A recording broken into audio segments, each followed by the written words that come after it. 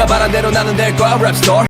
Tak bala subscriber aku, maka sekali itu aku nak mantai ke tips yang aku mantai ke bungai kuda di pelajar aku, ianya bungai ketiga. Bungai ketiga bunga campur kita ya. Oke, jadi bunga itu diberi nama bungai umur